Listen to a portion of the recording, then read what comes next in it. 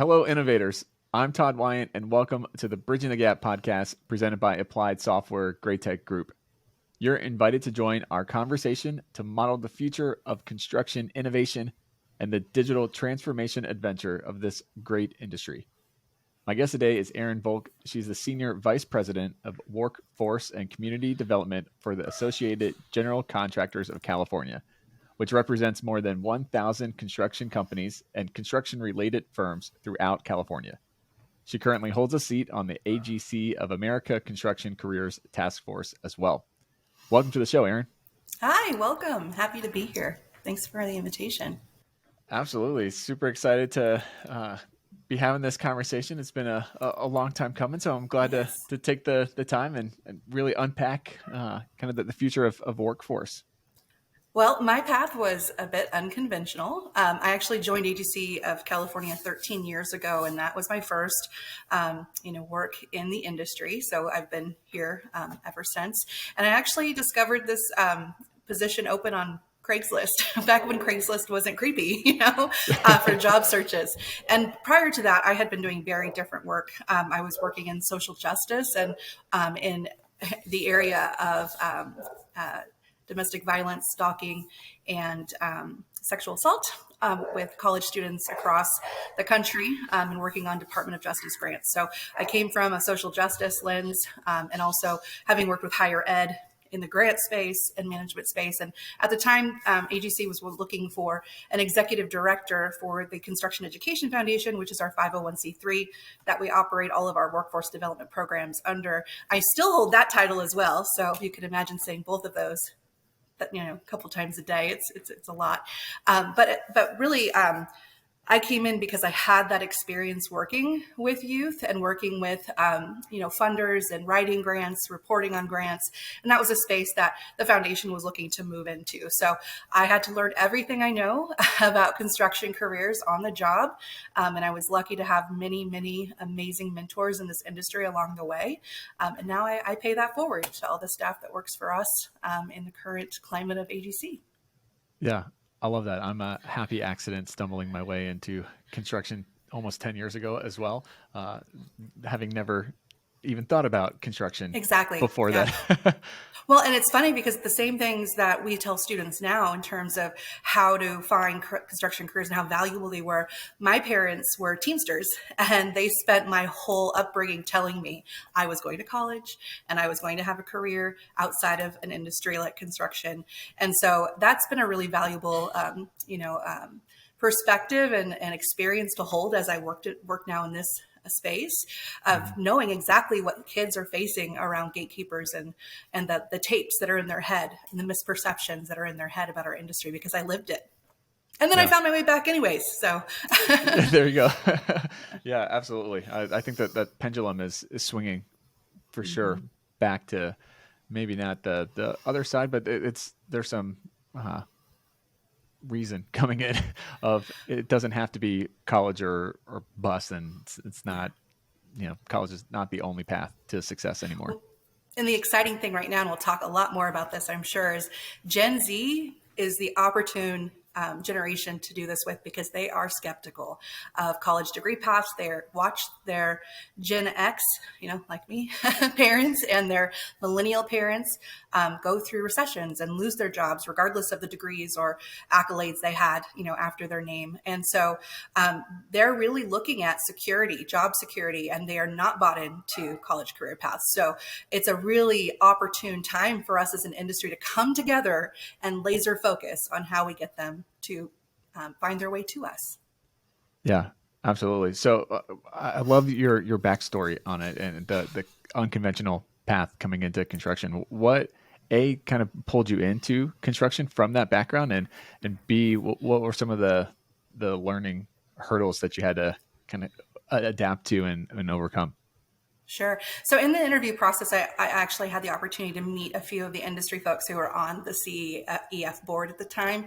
And I was just so pulled in by their passion around the next generation. They had all of the desire and the passion, but they didn't have the how in terms of making it happen from a organized nonprofit or education campaign sort of standpoint. So I just saw so much opportunity. And obviously, you can see the connection back to my old work. I am really driven by the ability to make impact and change lives and to lead folks to a better life. And so for me, I had the understanding and knew what my parents were able to provide for me. So all along while they were telling me, go to college, you're not going to be successful unless you do, we were the only, family in the neighborhood with a pool, and in a very socially, economically, impacted area. And so my perspective was split because I knew what they were able to provide. They both have pensions. My mom retired before she was 55 with a full pension. And so I really did know all of the benefits that come with hardworking folks who want to make a very valuable and an honorable career for themselves. So that's the perspective I came in with of like, hey, I went to school in an area, like I said, that it wasn't, a place where we talked about construction careers. And I entered my freshman year of high school with 1,000 students and we graduated with 232. They didn't all transfer, right? And I know how much information like this and access and that support to take that next step would have made in a community like the one I grew up in for so many folks. And it would have ended generational poverty, to be perfectly honest. So that's what drives me. That's what drove me in. And that's what continues to drive me in the work today. Yeah. What is something that you wish people really believed about the industry that they don't right now? They don't, what I wish they knew, I wish the broader society knew, is how lucrative our industry is, and the opportunities that are there. We are the only industry that you can still start at what is considered the bottom, right, and work your way up to potentially a CEO without a college degree. Right. There's very few industries that remain accessible in that way. And then just how amazing the people are. The people that work in construction are so proud of what they do every day.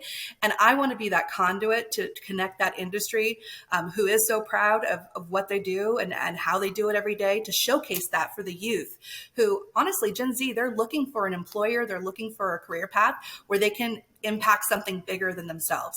They want to be part of something bigger. They want to give back to their communities. And given that, like, we're the perfect fit. So that's the piece I wish we could really get to the masses on. And also to really undo a lot of the stereotypes and, narrative that's out there about us, because all of the gatekeepers, the parents, the teachers, they grew up with the same misunderstandings that I did, or that maybe you did. And so, we talk about Build California, our program that's really positioned to do this as our opportunity to take back our narrative as an industry and really spread that word so that students and their gatekeepers really understand what the real opportunities in construction are and how to access them. So many wishes, Todd, but that's the overview of it. Yeah. I love that you brought up the people aspect of it, because honestly, that's one of my favorite things about the industry as well too, and what kind of drew me in construction of falling in love with this industry is that yes, you have people that are extremely proud of what they do and they love going around to buildings that they've built up and being like, I had a part in that. But there's also this just really authentically genuine humility that's in the industry as well too. So it's kind of this funny on the surface paradox of being very proud of your work, but also not being one to brag about your work. And I think that's actually part of the problem. It is. The stereotypes of that they're not going out and saying, hey, this is what's actually happening in the industry. Here's the innovation. Here's the technology that's hitting. And it's not the construction industry that it was 50 years ago when maybe some stereotypes were launched and born from it. And real. It's really changed. Yeah. Yeah. And that's why we have an opportunity through Build California, our ambassador program, and we drag them in and we train them on, how how to present about your experience, Mhm. and also how to present to kids, because that's different than presenting a bid maybe, or out on the Yeah. job site and how you speak to folks. Yeah. But we train them to unlock that so that they can share, because most of them want to, they're just afraid of what they don't know or haven't done before. So we try to cultivate that, and we've been successful. We have about 65 active ambassadors across the state now, but we're hoping to double that next year. We're actually moving all of our training on demand online so they can do it in the comfort of their home without a live presenter in their face. Yeah. So we're hoping that helps. But you're absolutely right. I say our current workforce is our best billboard. If we can get them in swag and out at soccer games talking about what was built California. Oh, this is what I do. And oh, did you know that building over there? That's what I built. So it Yeah. opens that dialogue a little bit more authentically for them. Yeah. Especially with social media as well, too. I think everybody that is at a company is the brand ambassador. You are the face of that brand for that company. That's who people interact with, is you. So Yes. you can't shy away from that. You got to own it. And it doesn't have to be a scary, big hurdle. Just be your authentic self and tell what's actually going on. Tell Yes. your story. One of our segments of the training for ambassadors is called being a TikTok star, like unleashing your inner social media influencer. And it's Yeah. because you don't realize, if you just drop a picture of, hey, this is my office view today, right? And you tag Build California, and kids are going to see that because of all the efforts we're putting into amplifying social media for that audience. You're making a huge difference, because that generation is all about being authentic. Like, if they think it's fake or a sales pitch, they're going to ignore it. But if they see a real Right. person showing their real career, impact in what they're doing and what their life looks like because of their career, they're far more likely to buy in and say, okay, they're doing it, maybe it's for me. Yeah, absolutely. So, how do you go about creating recruitment and an industry awareness program that the industry likes, but also resonates with people outside of the industry, and even from different walks of life, different generations, different socioeconomic status, different ethnic backgrounds, a whole diverse range. How do you thread that needle of industry and outside the industry? Well, Todd, it's not easy. I'll give you that. First of all, I'll tell you that. It was a labor of love and hate for me throughout the process, because it was so exciting. But also, it takes a lot of effort to get to a place where everyone can find their way and place in a campaign like that. So first and foremost, when we started, I told our board very, very early on, this is not for you. So we need to make sure that our primary audience is able to hear and absorb and react and hopefully take action from this campaign Mhm. and program. So all of our messaging, the way we talk, how we post pictures, the video timing and length, how we talk about certain trades or jobs, like, we're not going to use your language. We're not going to do what we've always done, because what we've been doing is the definition of insanity. So for the last 30 years, we have been marketing to ourselves as industry. We have just been continuing to do the same thing we've always done and expecting different results, and it's not going to work, Mhm. especially when we're thinking about the tactics of outreach. Because I came in and I opened, several flyers with, I'm sorry, older white gentlemen. And that was the only representation, right? And if there was a woman or somebody from an underserved background, they were usually secondary characters, or they were wearing clean hard hats, or they're in suits and heels on a job site. So it wasn't real, right? Right. Um, Your and then I think stereotypical of stock image. exact. Oh my God. My team knows there's a mantra to our brand, and they're tired of hearing it, but it's real. No stock photos. Like, no stock photos.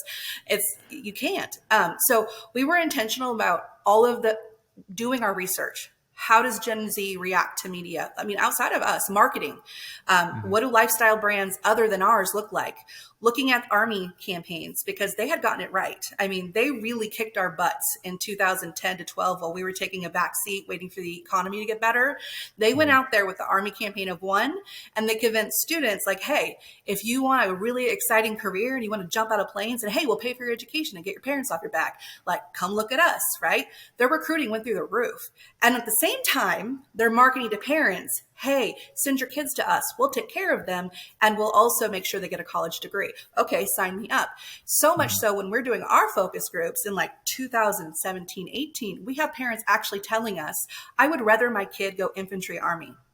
He'll make more money, or she, and they'll be more successful in the long term and have a longer term career, and they'll be safer. And I love our military folks and respect what they do all day, every day, but we know that is not true from the industry standpoint, right?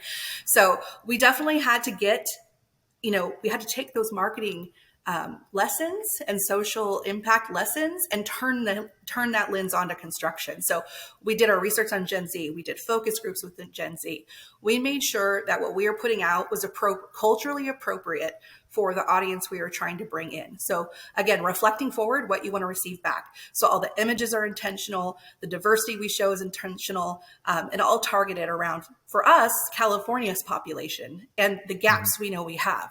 We have less than 3% of women in the trades, right? We're ticking up, but it's not enough. And if you look at our population breakdown, 50+% of our available workforce are female. And then when you dive down into the racial and ethnic diversity, same thing. So that was always our guiding principle and continues to be. Gen Z or Gen Alpha now coming behind them first, and how they're going to receive and digest the media and respond to it. And then the secondary audience is influencers and parents. And then the tertiary audience is industry. We need their support and we want them to buy in and feel good about what we're doing and support our efforts. But that's talking to the choir, right? So primarily we need those other two. And I see so many other campaigns out there through their social media, especially on Instagram or TikTok, where they're continually talking to the choir. And that's great because industry support is so important. But if we don't start paying attention to that generation we're trying to reach, we're back into the definition of insanity. And we at Build California can't do it alone. So it really has to be an industry-wide effort around that transition to our focus really being dialed in on those consumer habits of the generation we're trying to catch.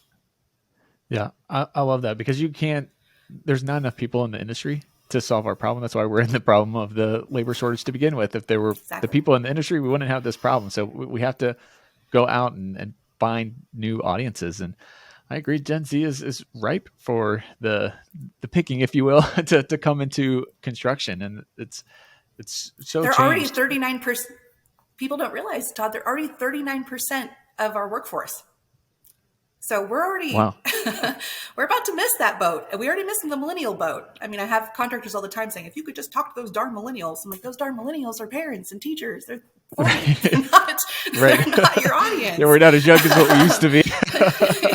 Shh, I still play it off sometimes, Todd. But we need to get down now, alpha and then beta. And most contractors haven't even heard of alpha and beta. So I bring them up and they're like, what? What's going on? Why are we talking about this? So it's so important. And if nothing else, look at the numbers. Our folks are numbers based. Look at the numbers. If you're trying to reach an X number of people and get them into the industry within the next 5 years, you look at where we don't have that population representation in our industry. It's the generation Z, and it's women and folks from underserved communities and or from, like AAPI. We have 3% of AAPI folks in our industry. I think we have less than 10% of Black or African-American folks in our industry. What are we doing to reach out to them and welcome them in and show them that this is an industry for all who want to work hard and who want a great career? Yeah. And I think the exposure to the industry is massive. The younger that you can go to. So often people are trying to get in front of high schoolers, and honestly, it's too late. They've already decided pro or against college by the time they get into high school. We got to go into middle school and elementary school even and show what's happening in construction and what does it actually mean to be in construction. It's and the diversity of job opportunities in construction. It's not just swinging a hammer. Not that there's anything wrong with that, but I think people think there's only this one job in construction, and we both know that's so not true. There's a plethora of different career paths that you can do in construction. Yes. And so what we always say is it's so important to get younger, but there's so many boats that were missed at the high school level. And there's so many kids that are still sitting there going, I don't know what I'm going to do. Because somebody's trying to push them to college, right? And they're getting to their senior year and they're going, oh, no, that's not for me. And so what we're seeing is the average age of apprentice is 28. So folks are graduating and they're kind of floating around. they're going to college, maybe not succeeding there or wanting to stay there. They go into, retail, fast food. And we end up being like almost their, last resort, which is not ideal for us in the industry. We want to be first resort. And then some of them have trouble with some of the entry tests for apprenticeship, like math, for example. If you don't plan out and really study your way into that test, like it's hard for some of the trades, especially like electricians. So you have more to catch up to do, right? So with Build California, we're focusing primarily on that early high school, catching those, but also digging deeper and down into junior high, and hopefully in the future elementary school too. We work with partners that do that already. But yeah, it's a lot. And that's, again, why it is an industry-wide problem, and it needs an industry-wide coalition and support and solution if we're really going to solve this people problem that we have for the long term. Yeah, agreed. What is the storytelling aspect that you find is really resonating with the younger audiences and attracting them into construction?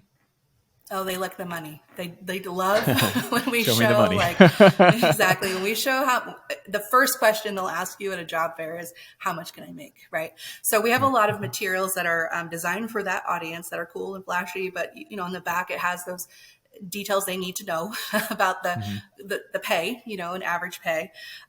And the other piece is lifestyle. They're very focused on work-life balance and or just like what they can contribute, right? So one of the things that we do on social for them is called Day in the Life.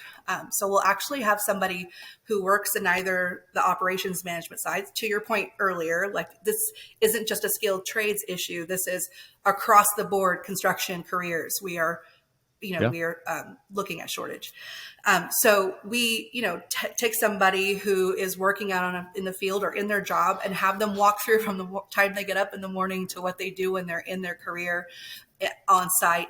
And then we like to have them throw in like some personal details, like about their life or their family or their partners or the truck they're driving, for example, because it's really like, who can you be? What can you do? And what can you have if you're in construction? And that's the storytelling that so far has resonated the most. A lot of those day in the lives are saved on our Instagram that folks can go check out. And we're planning a whole series of new innovative stuff for the fall, because the other thing that I would say for folks who are thinking about doing a campaign or a program similar is you have to constantly evolve, because your target audience constantly evolves. When we launched this in 2019, Gen Z had not yet experienced the pandemic. None of us had. And that had a major impact on this generation, right? So we had to pivot. Same thing with what Alpha was being said to be. And then now they're different because of the pandemic. So we're constantly keeping up on trends. I have spies out there of young kids are telling us what social platforms to be on, when TikTok might go away. We're on TikTok, by the way. It's very exciting. So yeah, you just have to stay, ahead and with that trend, because otherwise you're not going to reach them where they are. And they're always right here on their phones, right? So it's important. Yeah, absolutely. So kind of expanding on that point, how have the conversations really changed over from the last 10 years, and where do you think the conversation is going to go in the next 10 years? On some level, I get disappointed because the conversations are the same, right? Like coming in 13 years ago, I hit it right at the recession. So I'm coming in bright and shiny saying, please invest in the next generation. You need workers. They're like, right. We're trying to keep the doors open and our lights on, right? So not exactly a message. They knew the issue was there and that it's coming, but you can't really focus on it when you have so many other immediate issues in front of you. Once the work picked up and the economy picked up again, then it's a scramble to me and my team about where's the workforce? Where can I find them? How's that going? Right. So that's changed a bit. Obviously, every time the economy changes, that changes the dialogue a bit. But the biggest change I've seen is the conversation around diversity and our industry's need to be to really participate and understand how it impacts our workforce and how we attract, develop, and retain for the short and the long term. By far, the biggest conversation and the change that I've seen. Our board had their very first in-depth conversation about that in 2020 following the murder of George Floyd. And I was surprised. I was in the room for the state board meeting. It was virtual, of course. And it came up and like in a really authentic, we know we want to do something because this affects our workforce and our pipeline for the long term. I mean, it's the right thing to do, but we don't know how or what it is that we should be doing. And we want to be informed. So I was tasked with creating a task force of folks who have been working in the DEI space across construction and have expertise in the how and the why. And they did a year-long strategic planning session, and they came back to our leaders and said, here's our recommendations for what you, AGC of California, should do and the lead you should play for the industry, and what support and resources you should provide your contractors. Because at the end of the day, like I constantly tell them, Build California and our other efforts can bring people in all day long. We can shift the marketing, game. We can find them. We can get them excited. We can take them from awareness to actually signing up for a job or a pre-apprenticeship. But is your company prepared to keep them? And that's a real conversation I think will continue, especially when you see all those surveys out there. Gen Z, they don't just like, it's not like a nice to have DEI and culture. It's a must, because over 80% will walk.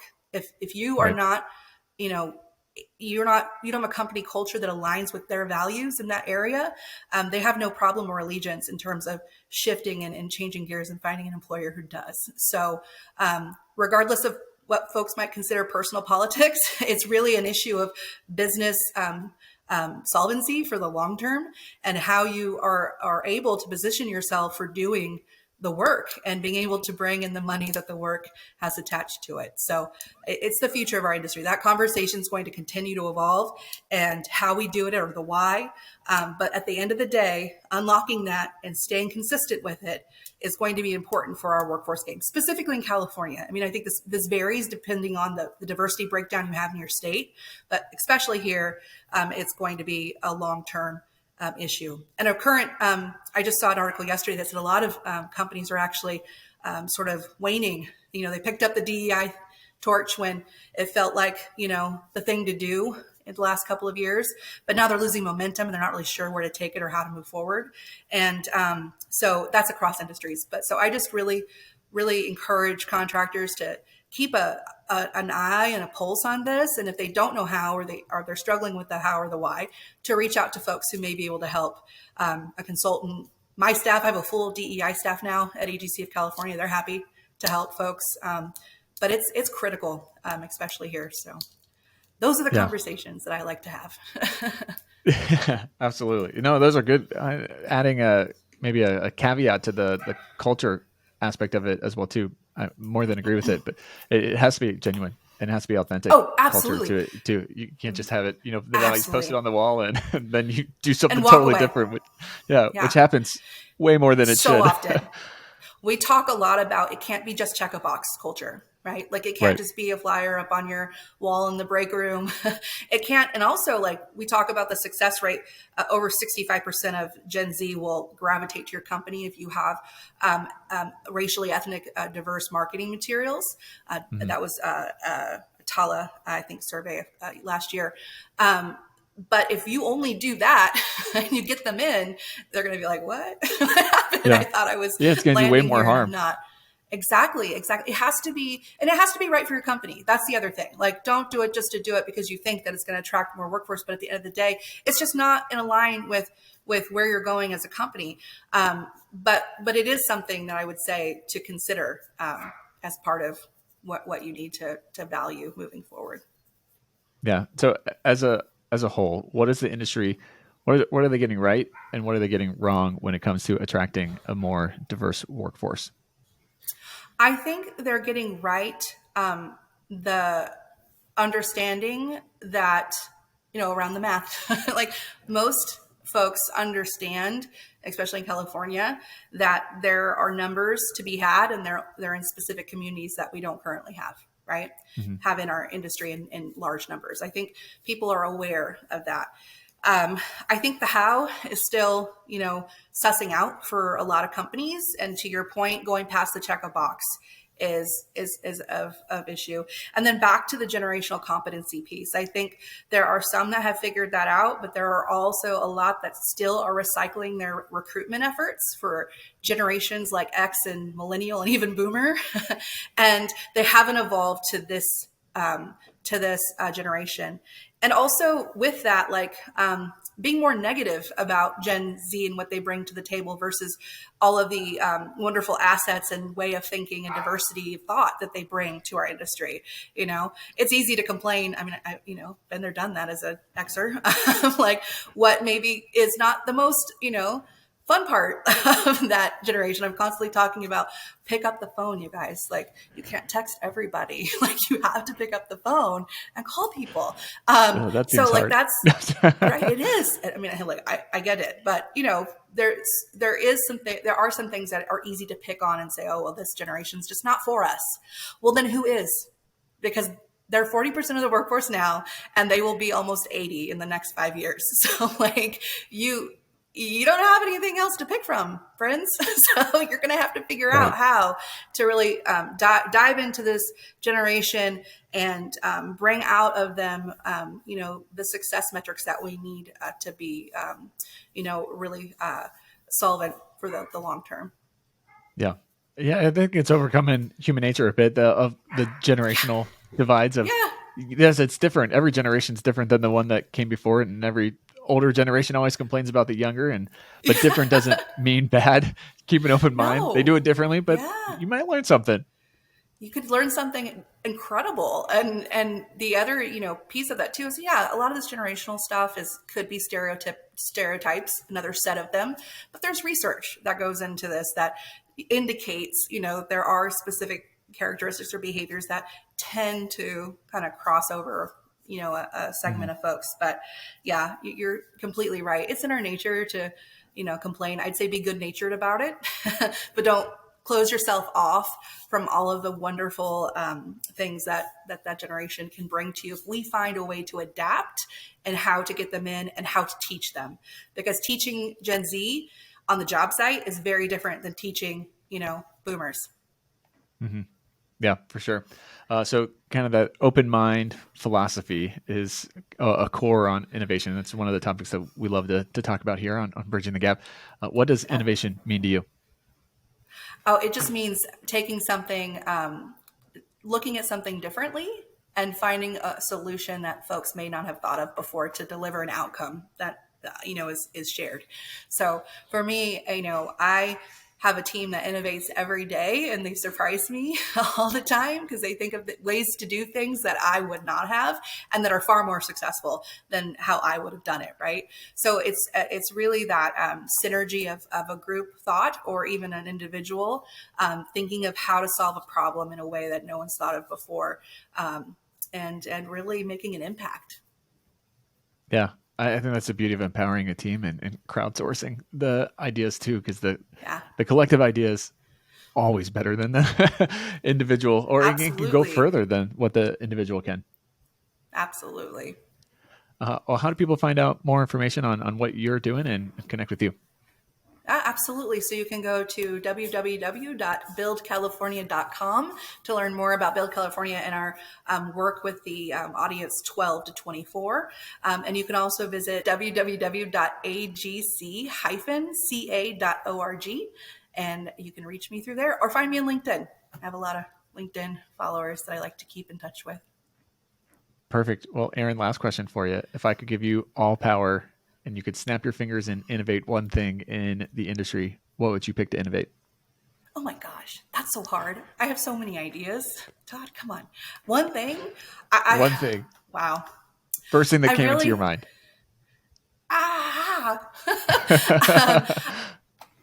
Actually, it would be the industry coming together around the people problem. There's so many good programs and folks working on this in silos, but oftentimes we protect that thinking that it's a competition, and it's not. Mm-hmm. So we are more powerful together. So if we could really just consolidate efforts and everybody come together and really focus resources and innovation of thought, I think that would make all the difference. We're working on that, collecting partners along the way. But this bigger, broader, coming together around this issue would be the most powerful thing we could do in the next 10 years. Yeah, I more than agree. And tying it back to your example of the Army campaign, that was the Yes. secret of their success. They came together as a Yes. group and had a totally united front. In order for construction to fix this, we have to do that same And thing as well. investment, because Yeah, TV ads aren't cheap. So far right. I haven't been, and Gen Z doesn't even watch TV now. So, but digital media, even still, it's very expensive. So we're all working in our silos, and we've spent millions in the last 10 years, right? Collectively over time in these efforts. I'm sure I know a lot of organizations who have. If we all came together with one consolidated message and goal, even state by state, and use those resources appropriately, it's a Yeah, that's no-brainer. powerful. It's a no-brainer. And that's why we branded ourselves the way we did, Build California, because you don't see AGC anywhere on it. We're not trying to own that. It's more so about a movement that we're hoping students will want to join and be part of. So anybody can join us, be part of us, help to support our efforts with funding and our other resources. And, we're happy to do that. We're giving away, grant money to other organizations as well. So it really does need to be, like to your point earlier, like a crowdsourcing, sharing opportunity to really, kind of be that next Army campaign of one and get folks in the industry the way we need to. Yeah, love that. Love what you guys are doing out there. So Thanks. keep up the great work for sure. Will Making do. a big impact. Will do. Thanks so much for taking the time and joining us today, Erin. Thank you. Have a great day.